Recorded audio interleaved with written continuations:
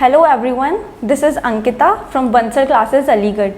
So today we are going to discuss a very interesting topic, that is mitochondria. Mitochondria are the very important cell organelles of all the eukaryotic cell. अगर अब जब eukaryotic cell की बात आती है तो दो तरह की सेल होती हैं, यूकैरियोटिक और प्रोकैरियोटिक. देखो, eukaryotic cells and prokaryotic cell, दोनों में डिफरेंस क्या होता है? Eukaryotic and prokaryotic.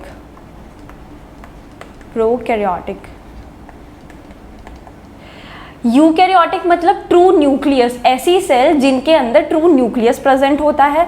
और प्रोकैरियोटिक मतलब प्रिमिटिव न्यूक्लियस, ऐसी सेल जिनके अंदर प्रिमिटिव न्यूक्लियस प्रेजेंट होता है. इसके अलावा यूकैरियोटिक सेल के अंदर डबल बाउंडेड सेल ऑर्गेनेलीज भी प्रेजेंट होते हैं. Double bounded cell organelles.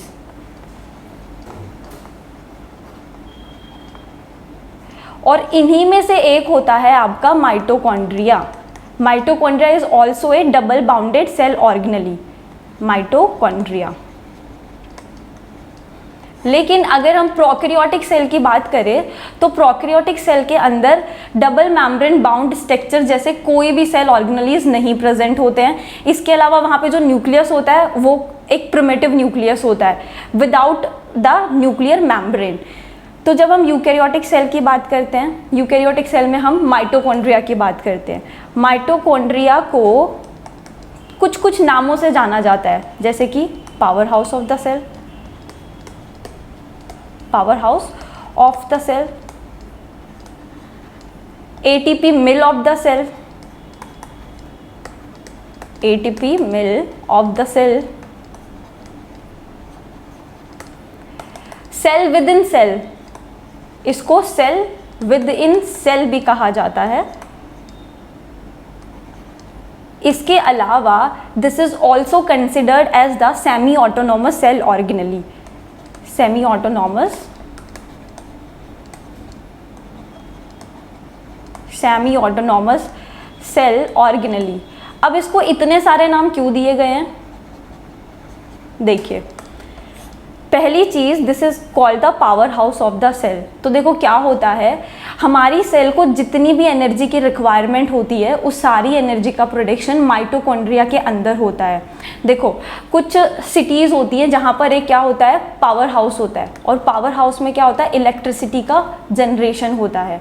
Power house, और पावर हाउस में इलेक्ट्रिसिटी का जनरेशन होता है और वहाँ से इलेक्ट्रिसिटी को पूरे शहर में भेजा जाता है. तो ऐसे ही माइटोकॉन्ड्रिया करता है, जितनी भी सेल को एनर्जी की रिक्वायरमेंट होती है उस सारी एनर्जी का प्रोडक्शन विद इन माइटोकॉन्ड्रिया होता है, और माइटोकॉन्ड्रिया फिर उस एनर्जी को पूरी सेल में सर्कुलेट करता है. उसी एनर्जी का यूज़ करके सेल अपने different life processes, physiological activities और वाइटल एक्टिविटीज़ लाइक रेस्पिरेशन हो गया, है ना, एक्सक्रीशन हो गया, डाइजेशन हो गया, ये सारी चीज़ें परफॉर्म करती है. इसीलिए इसको power house of the cell कहा जाता है. सेकेंड थिंग आती है ATP mill of the cell. Why it is called as ATP mill of the cell? तो जिस एनर्जी का ये प्रोडक्शन करता है वो एटीपी की फॉर्म में जनरेट होती है. हमारी सेल एटीपी के फॉर्म में ही एनर्जी को यूटिलाइज कर पाती है, इसीलिए जितनी भी एनर्जी का फॉर्मेशन होता है वो एटीपी के फॉर्म में होता है. That's why it is called as ATP mill of the cell. Next thing, cell within cell and semi autonomous cell organelle. ये दोनों चीज़ें एक दूसरे के साथ कोरिलेट करती हैं. कैसे भाई? माइटोकॉन्ड्रिया के पास इसका राइबोसोम होता है, डीएनए होता है, circular DNA.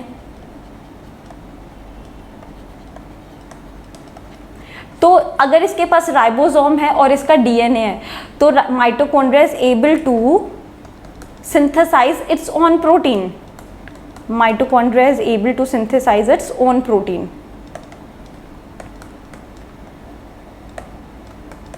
Able to synthesize its own protein. क्या समझे इस लाइन से? यूकैरियोटिक सेल के अंदर दो सेल ऑर्गेनेलीज होते हैं, first is mitochondria and another one is chloroplast. Mitochondria और क्लोरोप्लास्ट के पास खुद के राइबोसोम्स, खुद के डीएनए प्रेजेंट होते हैं। अब राइबोसोम और डीएनए का फंक्शन क्या होता है कि भाई राइबोसोम प्रोटीन सिंथेसिस में हेल्प करता है। तो अगर किसी सेल ऑर्गेनेली के पास उसके खुद के राइबोसोम्स, खुद का डीएनए प्रेजेंट होगा तो उसे सेल के साइटोप्लाज्म पर डिपेंड होने की ज़रूरत नहीं पड़ेगी फॉर द प्रोटीन सिंथेसिस। ये खुद का प्रोटीन सिंथेसिस खुद कर सकता है, इसीलिए इसको cell within cell and semi autonomous cell organelle कहा जाता है। अब हमें पता है क्लोरोप्लास्ट प्लांट सेल के अंदर होता है, एनिमल सेल्स के अंदर एब्सेंट होता है, but in animal cell mitochondria और प्लांट सेल के अंदर क्लोरोप्लास्ट और माइटोकॉन्ड्रिया दोनों सेमी ऑटोनोमस, एनिमल सेल के अंदर माइटोकॉन्ड्रिया सेमी ऑटोनोमस। अब हम आते हैं माइटोकॉन्ड्रिया पे, थोड़ी सी इसकी डिस्कवरीज की बात कर लेते हैं कि माइटोकॉन्ड्रिया को डिस्कवर किसने किया था। तो जो माइटोकॉन्ड्रिया है, it was first discovered by the scientist name Kolliker. Kolliker एक साइंटिस्ट हुए हैं जिन्होंने सबसे पहले माइटोकॉन्ड्रिया को डिस्कवर किया था, और इन्होंने माइटोकॉन्ड्रिया को एक साइटोप्लाज्मिक ग्रैन्यूल बोला था। क्या बोला था? साइटोप्लाज्मिक, कि भाई एक साइटोप्लाज्मिक ग्रैन्यूल लाइक स्ट्रक्चर पड़ा हुआ है, साइटोप्लाज्मिक ग्रैन्यूल। ठीक है, इनके बाद दो साइंटिस्ट और आए जिनका नाम है फ्लेमिंग एंड ऑल्टमान। फ्लेमिंग और ओल्टमान ने सबसे पहले माइटोकॉन्ड्रिया को सेल ऑर्गेनेली का दर्जा दिया था। इन्होंने माइटोकॉन्ड्रिया को बोला it is a double membrane bound cell organelle which is present in eukaryotic cell. इन्होंने इसको सेल ऑर्गेनेली बोला। अब जो टर्म है, जो नेम है mitochondria, this name was given by C Benda. C Benda. तो ये चार साइंटिस्ट के नाम है जो माइटोकॉन्ड्रिया की डिस्कवरी में एक इम्पॉर्टेंट रोल प्ले करते हैं। अगर अब हम माइटोकॉन्ड्रिया का स्ट्रक्चर देख लें तो जो माइटोकॉन्ड्रिया होता है आपका, ये डबल मेम्ब्रेन बाउंड स्ट्रक्चर होता है, जैसा आपको स्क्रीन पे दिख रहा है। दो मेम्ब्रेन होती हैं इसकी, outer membrane and inner membrane. देखिए मैं आपको एक डायग्राम बना के दिखाती हूँ, ज़्यादा क्लैरिफाई होगा। This is the outer membrane. क्या होता है, आउटर मेम्ब्रेन एक कॉन्टिन्यूस बाउंड्री बनाती है, लेकिन इनर मेम्ब्रेन होती है, इनर मेम्ब्रेन कुछ फिंगर लाइक प्रोजेक्शंस का फॉर्मेशन करती है। इस तरीके से कुछ फिंगर लाइक प्रोजेक्शंस का फॉर्मेशन करती है। This is not continuous. हम देख पा रहे हैं कि आउटर मेम्ब्रेन कॉन्टिन्यूस है, but inner membrane forming some finger like projection. These finger like projections are called crista. क्या बोलते हैं इनको? क्रिस्टा बोलते हैं। सो हम यहाँ पर आते हैं डायग्राम पे। This is outer membrane and this is inner membrane. यहाँ पर देखो इनर मेम्ब्रेन कुछ फोल्डिंग्स बना रही है, इन्हीं फोल्डिंग्स को हमने क्रिस्टा बोला है। अब जो कंपोजिशन की बात करें आउटर और इनर मेम्ब्रेन के, तो आउटर मेम्ब्रेन के अंदर मोर फॉस्फोलिपिड्स होता है और इनर मेम्ब्रेन के अंदर मोर प्रोटीन होता है। हम जब सेल पढ़ते हैं तो हम उसमें प्लाज्मा मेम्ब्रेन का स्ट्रक्चर देखते हैं। प्लाज्मा मेम्ब्रेन के स्ट्रक्चर में क्या होता है? Plasma membrane is composed of protein, carbohydrates and lipids. वैसे ही plasma membrane protein, carbohydrate, lipid की बनी होती है। तो जितने भी सेल के अंदर सेल ऑर्गेनेलीज होते हैं उन सब का कंपोजिशन भी सेम होता है, वो सब भी प्लाज्मा मेम्ब्रेन से ही बने होते हैं और उनके अंदर भी प्रोटीन, कार्बोहाइड्रेट और लिपिड प्रेजेंट होता है। लेकिन जो रेशो है कार्बोहाइड्रेट, प्रोटीन और लिपिड का, वो वेरी करता है cell organelle to cell organelle और cell to cell. Plant cell के अंदर बात करें तो प्रोटीन का और लिपिड्स का कंपोजिशन वेरी करता है। एनिमल सेल की बात करें तो वहाँ पर भी लिपिड और प्रोटीन का जो कंपोजिशन है प्लाज्मा मेम्ब्रेन में वो वेरी करता है। वैसे ही यहाँ जो इसकी माइटोकॉन्ड्रिया की मेम्ब्रेन होती हैं इनमें भी कंपोजिशन वेरी करता है। Outer membrane has more phospholipid, more phospholipids and inner membrane has more protein. यहाँ मोर प्रोटीन प्रेजेंट होता है। ये हो गई इनकी कंपोजिशन की बात, अगर इनके नेचर की बात करते हैं तो outer membrane is permeable but inner membrane is less permeable as compare to outer membrane. Outer membrane easily molecules को, सॉल्यूट पार्टिकल्स को पास करवा देगी, लेकिन इनर मेम्ब्रेन सेलेक्टिवली उनको परमिट करती है। तो दोनों में थोड़ा सा डिफरेंस होता है परमेबिलिटी के बेसिस पर। अब अगर हम क्रिस्टा पे आते हैं, अंदर इनर मेम्ब्रेन पे, तो क्रिस्टा पे कुछ स्ट्रक्चर्स प्रेजेंट होते हैं लाइक दिस, इस तरीके से कुछ स्ट्रक्चर्स प्रेजेंट होते हैं, जिन स्ट्रक्चर को हमने बोला है, these structures are called F0, F1 particles. इसके अलावा इनको हम बोल देते हैं ऑक्सीजोम्स। ऑक्सीजोम्स के अलावा इनको एलिमेंट्री पार्टिकल्स भी बोला जाता है, एलिमेंट्री पार्टिकल। अब भाई इनका फंक्शन क्या होता है, हमने बना तो दिए क्रिस्टा पे इतने स्ट्रक्चर्स बना दिए, but what is the function of these F0, F1 particle? तो जितने भी एटीपी का सिंथेसिस होता है वो इन्हीं पार्टिकल की हेल्प से होता है। हमने बोला था कि जो माइटोकॉन्ड्रिया है एटीपी के फॉर्मेशन में इसका मेन रोल होता है। कैसे होता है देखो,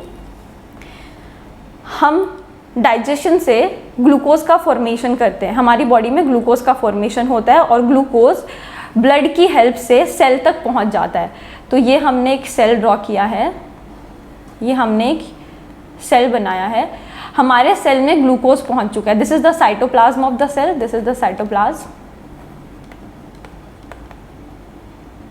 और यहां पर आपका सेल में माइटोकॉन्ड्रिया पड़ा हुआ है, ठीक है। सेल के अंदर क्या होता है, सेल्यूलर रेस्पिरेशन। सेल के अंदर क्या होता है, सेल्यूलर रेस्पिरेशन, सेल्यूलर रेस्पिरेशन। और सेल्यूलर रेस्पिरेशन में क्या होता है, एटीपी का प्रोडक्शन होता है। सेल्यूलर रेस्पिरेशन में क्या होता है, एटीपी का प्रोडक्शन। सेल्यूलर रेस्पिरेशन की बात आती है तो दो तरह के रेस्पिरेशन होते हैं, aerobic respiration and anaerobic respiration. जो रेस्पिरेशन ऑक्सीजन की प्रेजेंस में होता है उसे हम एरोबिक बोलते हैं, और anaerobic respiration take place in the absence of oxygen. तो जब हम माइटोकॉन्ड्रिया की बात करते हैं तो माइटोकॉन्ड्रिया का जो ये इनर स्पेस होता है, space that is present between inner membrane, इस स्पेस को हम लोग मैट्रिक्स बोलते हैं। देखो यहाँ पर ये मैट्रिक्स है, मैट्रिक्स, इसको मैट्रिक्स बोलते हैं। मैट्रिक्स के अंदर एरोबिक रेस्पिरेशन का प्रोसेस परफॉर्म किया जाता है, एरोबिक रेस्पिरेशन। अभी मैंने बताया कि aerobic respiration take place in the presence of oxygen. तो कैसे हो रहा है एरोबिक रेस्पिरेशन, उसको हम देखते हैं यहाँ पर। देखो, this is the cytoplasm of the cell. Cytoplasm के अंदर ग्लूकोज पड़ा हुआ है, ग्लूकोज जो हमने डाइजेशन के टाइम पर एब्जॉर्ब किया है, और एब्जॉर्ब होकर वो ग्लूकोज हमारी सेल्स तक पहुंच चुका है। ग्लूकोज पड़ा हुआ है, ग्लूकोज सबसे पहले ब्रेक डाउन होता है पायरूवेट में, पायरूवेट में ब्रेक डाउन हो जाता है। अब नेक्स्ट क्या होता है इसमें, देखिए यहाँ पर देखो, this is the cell, glucose, here's the mitochondria. So what's happening here, glucose is first break down into pyruvate. Now this pyruvate goes into mitochondrial matrix, और mitochondrial matrix में क्या होगा, जो पायरूवेट है ये सबसे पहले एसिटाइल को एंजाइम में कन्वर्ट होगा, एसिटाइल को एंजाइम, और इसके बाद जो एसिटाइल को एंजाइम है ये एक साइकिल रन करता है, एक साइकिल में पार्टिसिपेट करता है, जो साइकिल माइटोकॉन्ड्रिया के मैट्रिक्स में चलती है। उस साइकिल का नाम है क्रैब साइकिल। तो माइटोकॉन्ड्रिया के मैट्रिक्स में एक साइकिल चलती है जिसका नाम है क्रैब साइकिल। इसको हम लोग सिट्रिक एसिड साइकिल भी बोलते हैं, सिट्रिक एसिड साइकिल। तो देखो क्रैब साइकिल में क्या होता है, ये acetyl coenzyme completely break down हो जाता है कार्बन डाइऑक्साइड एंड वाटर में, और इसके साथ साथ यहाँ पर 24 ATPs का फॉर्मेशन होता है। तो अगर हम ATPs का कैलकुलेशन करते हैं तो देखिएगा, ग्लूकोज जब पायरूवेट में कन्वर्ट होता है तो 8 ATP का फॉर्मेशन होता है। जब पायरूवेट एसिटाइल कोएंजाइम में कन्वर्ट होता है तो 6 ATP का फॉर्मेशन होता है, और जब acetyl coenzyme completely break down होता है कार्बन डाइऑक्साइड और वाटर में तो वहाँ पर 24 ATPs का फॉर्मेशन होता है। तो अगर हम इन तीनों ATPs को मिला के टोटल ATP फॉर्मेशन देखें तो टोटल ATP फॉर्मेशन कितना होता है, 38 ATP। तो हम ये बात बोल सकते हैं कि माइटोकॉन्ड्रिया में 38 ATPs का फॉर्मेशन हुआ, या फिर हम ये बोल सकते हैं कि सेल्यूलर रेस्पिरेशन के अंदर या फिर एरोबिक रेस्पिरेशन के अंदर 38 ATPs का फॉर्मेशन होता है। और ये जो ATP का फॉर्मेशन हुआ है ये 3 स्टेप्स को फॉलो करते हुए हुआ है। जब ग्लूकोज पायरूवेट में कन्वर्ट होता है, इस प्रोसेस को हम लोग बोलते हैं ग्लाइकोलिसिस, और ग्लाइकोलिसिस का प्रोसेस साइटोप्लाज्म में होता है, सेल के साइटोप्लाज्म में होता है। कहाँ हो रहा है ये, साइटोप्लाज्म में हो रहा है। When this pyruvate is converted into acetyl coenzyme, इस प्रोसेस को हम लोग बोलते हैं ऑक्सीडेटिव डीकार्बोक्सिलेशन। क्या बोलते हैं इसको, इसको बोलते हैं हम ऑक्सीडेटिव डीकार्बोक्सिलेशन।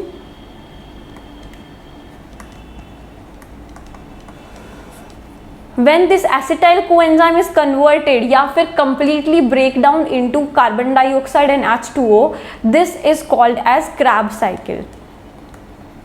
Krebs cycle। तो ये जो तीनों स्टेप्स हैं इनमें से ग्लाइकोलिसिस वाला प्रोसेस एरोबिक और एनएरोबिक रेस्पिरेशन में कॉमन होता है, लेकिन एरोबिक रेस्पिरेशन में क्या होता है, ग्लाइकोलिसिस के बाद पायरूवेट एसिटाइल कोएंजाइम में कन्वर्ट होता है and then acetyl coenzyme is completely break down into carbon dioxide and H2O। और ये दोनों प्रोसेस कहाँ होती हैं, ये जो दोनों प्रोसेस हैं ये माइटोकॉन्ड्रिया के मैट्रिक्स में होती है, माइटोकॉन्ड्रिया के मैट्रिक्स में। तो यहाँ हम देख सकते हैं कि जो ये वाला प्रोसेस है ग्लाइकोलिसिस वाला, ये एरोबिक और एनारोबिक दोनों में कॉमन है। तो यहाँ पर तो सिर्फ 8 ATP का फॉर्मेशन हुआ है, तो अगर एरोबिक रेस्पिरेशन होगा तभी 38 ATPs का फॉर्मेशन होगा, अगर अदरवाइज एनारोबिक के अंदर ओनली 8 ATPs का फॉर्मेशन होता है। तो इस चीज़ से हम बोल सकते हैं कि जो माइटोकॉन्ड्रिया का मैट्रिक्स है उसके अंदर एरोबिक रेस्पिरेशन का प्रोसेस कंप्लीट हो रहा है, सेल्यूलर रेस्पिरेशन कंप्लीट हो रहा है, और जिसमें इसने 38 ATPs का फॉर्मेशन किया है। और ये 38 ATPs सेल अपनी डिफरेंट मेटाबॉलिक एक्टिविटीज़ परफॉर्म करने के लिए यूज़ कर लेती है। अब देखिए क्या होता है, ये जो माइटोकॉन्ड्रिया का स्ट्रक्चर है, यहाँ आइए, माइटोकॉन्ड्रिया के स्ट्रक्चर पे मैंने आपको बताया था कि यहाँ पर F0 F1 पार्टिकल्स होते हैं जो कि ATP के सिंथेसिस में हेल्प करते हैं।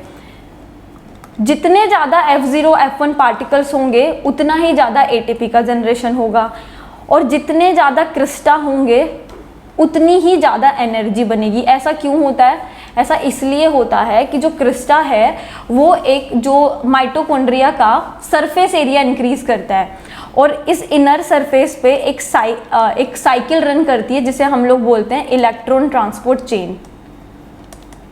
Electron transport chain.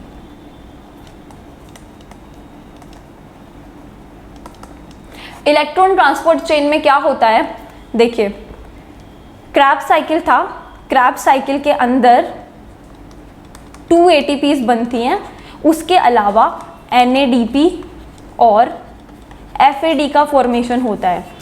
अब आप पूछेंगे कि अभी तो आपने बोला कि वहाँ पर ATP का फॉर्मेशन हो रहा है, तो देखिए जो NADP है ये फाइनली ATP में ही कन्वर्ट होता है। NADP 3 ATP का फॉर्मेशन करता है और FAD 2 ATPs का फॉर्मेशन करता है। तो टोटल ATPs मिला के 24 ATPs हो जाती हैं, और इनका जो NADP का और FAD का कन्वर्जन यहाँ पर इलेक्ट्रॉन ट्रांसपोर्ट चेन के अंदर होता है। इलेक्ट्रॉन ट्रांसपोर्ट चेन में NADP और FADH दोनों मिलकर ATP में कन्वर्ट हो जाते हैं। इसलिए हमें क्रिस्टा की ज़रूरत होती है, और इसलिए मैंने बोला कि क्रिस्टा सरफेस एरिया इंक्रीज़ करने में हेल्प करते हैं। जितने ज़्यादा क्रिस्टा होंगे उतनी ही लंबी इलेक्ट्रॉन ट्रांसपोर्ट चेन होगी और उतनी ही ईजिली से एटीपी का फॉर्मेशन होगा। ठीक है, ये सारी इसकी फंक्शंस की बात हो गई। माइटोकॉन्ड्रिया का स्ट्रक्चर हमने देख लिया है। इसके अलावा एक और चीज़ होती है, माइटोकॉन्ड्रिया के मैट्रिक्स में मैंने बताया था कि इसका खुद का राइबोसोम प्रेजेंट होता है और इसके पास इसका सर्कुलर डीएनए प्रेजेंट होता है, और ये दोनों चीज़ मिलके इसकी प्रोटीन सिंथेसिस में हेल्प करते हैं। प्रोटीन सिंथेसिस में इसको हेल्प करते हैं, इसीलिए इसको सेमी ऑटोनोमस सेल ऑर्गेनेली कहा जाता है। इसके अलावा जो माइटोकॉन्ड्रिया का ऑरिजिन है, वो ऑरिजिन को हम लोग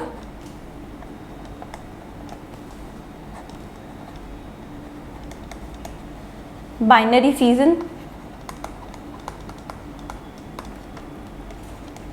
एंडोसिम्बायंट थ्योरी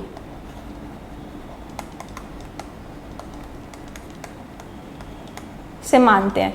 एंडोसिम्बायंट थ्योरी क्या बोलती है कि जो माइटोकॉन्ड्रियाज हैं ये प्रोकैरियोटिक सेल से ओरिजिनेट हुए हैं, तो जो माइटोकॉन्ड्रिया का ओरिजिन है उसको हम बोल सकते हैं कि माइटोकॉन्ड्रिया प्रोकैरियोटिक सेल से ओरिजिनेट हुए हैं। इतना हम माइटोकॉन्ड्रिया के अंदर पढ़ते हैं। This is enough. For more videos lecture like this, please join Aligarh study centre. Thank you.